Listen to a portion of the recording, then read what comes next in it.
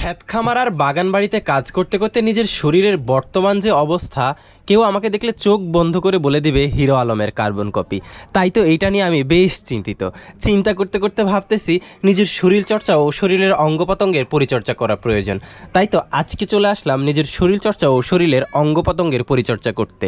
আজকে একসাথে দুটোই হবে, ফসল ও পরিচর্যা হবে, সাথে হবে শরীর পরিচর্যা, যাকে বলে রূপচর্চা। হ্যাঁ, আজকে মূলত চুলো মেহেদি লাগিয়ে চলে যাব ফসলের মাঠে কীটনাশক প্রয়োগ করতে। আসসালামু আলাইকুম, মিজি এগ্রোতে আপনাদের সবাইকে স্বাগতম। আশা করছি সবাই ভালো আছেন, আমরাও আলহামদুলিল্লাহ ভালো আছি।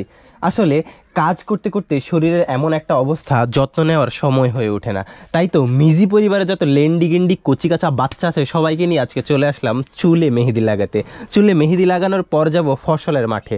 আসলে ফসলের মাঠেও কীটনাশক প্রয়োগ করতে হবে, তাই প্রথমে কীটনাশক তৈরি করে ফসলের মাঠে যাব কীটনাশক প্রয়োগ করতে, কারণ ফসলের পরিচর্যা না করলে আশানুরূপ ফল পাওয়া যাবে না। আমাদের বাংলাদেশের কৃষকরা নিজেরও তত যত্ন করে না যতটা যত্ন করে তার ফসলের, কিন্তু দিন শেষে কৃষকরাই অবহেলিত। কৃষক বই কি, কৃষি নামটাই যেন সবার কাছে অবহেলিত।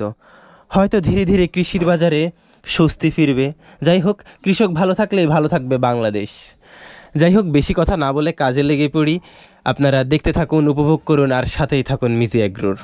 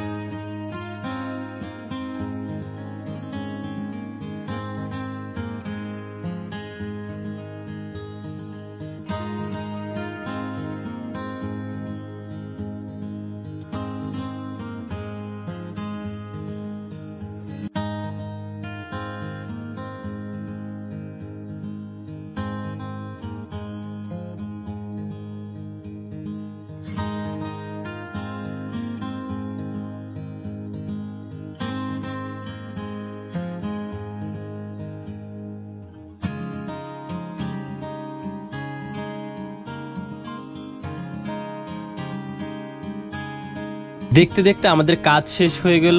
ফসল পরিচর্যা আর রূপচর্চা আজকে এই পর্যন্তই। দেখা হবে অন্য কোনো দিন অন্য কোনো ভিডিওতে। সে পর্যন্ত ভালো থাকবেন, সুস্থ থাকবেন, আর পাশেই থাকবেন মিজি এগ্রোর। আল্লাহ হাফেজ।